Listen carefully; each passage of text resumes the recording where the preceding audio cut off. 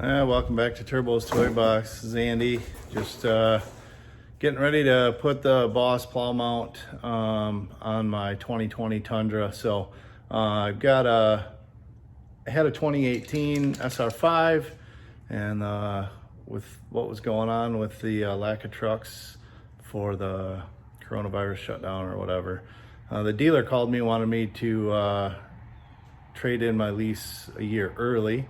So they upgraded me to Tundra TRD Sport, basically an identical truck, but with the Sport upgrade package, which is some Bilstein shocks and sway bars, all the color match front end stuff, LED lights, for the same payment. So I was like, yeah, why not? So, but it required me to swap over my plow. I have a Boss 7.6 standard duty plow that I took off. So while the mount was off, I had it powder coated, sandblasted and powder coated by a local place, Wheelock Welding, and so now I'm just getting ready to swap all that stuff over to the new truck. So first thing we had to do is remove the factory tow hooks, and then next on both sides, the 3 bumper mount bolts there that are holding the impact beam to the frame.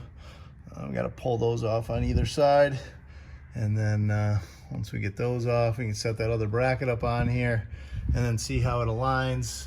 There's a bolt that has to go into one of those side holes in the frame, if I recall correctly. I took it off a couple of months ago, so just gonna kind of figure it out as we go here. So the tow hook bolts were 17 millimeter. Got a hold of those with the impact here, popped them off. These bumper bolt brackets are 14 millimeter, so I got a 14 millimeter ratcheting wrench, and double up the old wrenches here, break them loose, and then we'll get them spun off.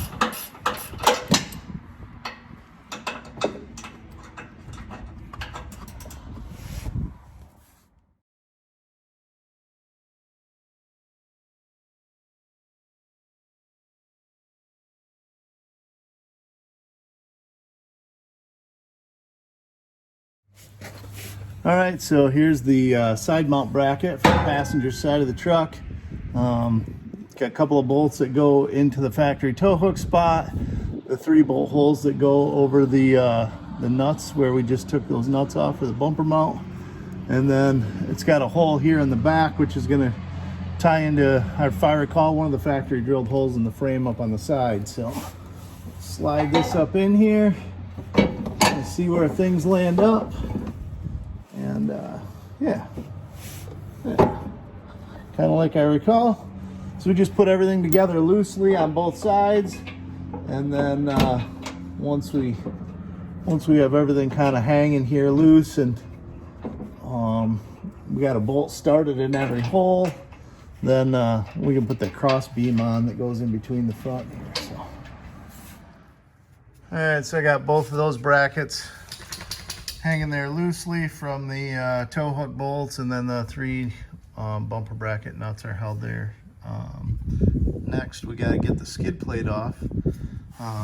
So once you put the cross beam on that goes between those 2 brackets, there's a brace that goes back to the cross member there.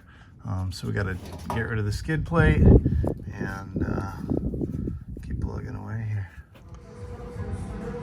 So we got the skid plate removed, and then set the cross beam up in here, and got the bolts just all kind of, again, loosely started hanging there. But there's the skid plate actually holds the bottom of the bumper here, but if we look in there, we should be able to zip tie the bumper up to that other cross beam, which will keep it away from touching that mount actually. So once that's up into place like it should be, so next up we'll get the other brace loosely installed, which goes from these brackets on the back side of the main cross beam back to that differential cross beam there. I'm sorry, the rack and pinion, where the rack and pinion mounts.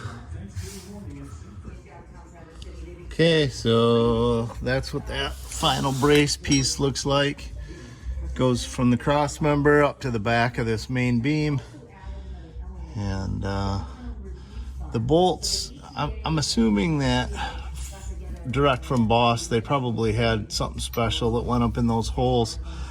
I used a large diameter washer, as big as I could fit in the outside holes, which were larger, and 1/2-inch grade 8 bolts, because I bought my mount used. So I slid the bolt, the middle one, the hole is smaller, so I had to slide that over, kind of use through the holes, use my fingers, walk it into that center hole, drop it into place.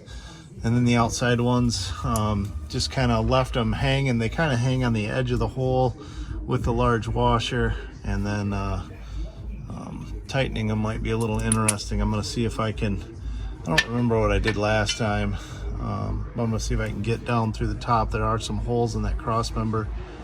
I don't know if I can drop a wrench head down in there, or if I got to drop a socket down in there to kind of hold the other side as I tighten them up. But everything else is on the outside and accessible. And once I get all that stuff kind of tightened up, and I got to figure out what I'm going to do with these holes, kind of on the top here by the sway bar. There's a hole on the inside of the frame, so I think I'm going to have to try to walk a nut into that one again. I know I did it last time. Again, I don't recall exactly what I did. It was, 2 years ago. So for now, it looks like tighten everything up and move on to the wiring. All right, so on the front, the bolt that goes on the inside of the frame here by the sway bar. So on the back side, the radiator is there. There is some access holes, but nothing that's kind of real easy and straight across. You can see that, oh, I just dropped my new contraption. The inner splash shield for the front bumper here, there's a pin that was in there. I pushed this forward. There's a hole right here, which is decent size and gives you access right to that bolt. So what I did is I took a nut and welded a little L bracket that I had in the garage here, but I took and welded that nut right to that L bracket. Should be able to grab it, loop it into that hole that they gave me, and then tighten into it while still having something to hold on to it as I tighten it. So we'll see how this program works, but I think we're on the right track. So we got all the hardware tightened up, and then we're gonna move on to wiring. So the new truck with the LED headlights, I just called the local Boss dealer, and the last truck that I had was a standard SR5 with halogens. Apparently the plug-ins are different, and the halogen headlight harness will not work with the LEDs. That adapter harness is $357. So I think, being that the truck never leaves my yard with a plow on it, I simply plow, just my own driveway, and I don't go down the road with it. I think for now I'm gonna forego the really expensive headlight harness, and I'm just gonna wire it up for function. And I guess I'll make a determination if I decide that I find a need that I need to drive it down the road with the plow on and the lights, then I'm gonna have to just pony up the cash and order that harness. But for now, we're just gonna wire it up for function. So to start, we remove the grill. There's some 10mm fasteners in these recessed pockets across the top, and then there was some push pin clips here at the headlight on either end. Also, the newer trucks with the sensor and the grill have this pop-up section here. Got to pop up and unplug that front sensor for the crash sensitive stuff, whatever, VSS, or I don't remember what they call them on these things. They all got different names. The bottom of the grill simply pulls out straight forward, and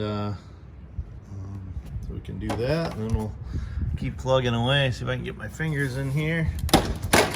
And it's literally just that easy. So give them a quick pop, and we'll set the grill off to the side.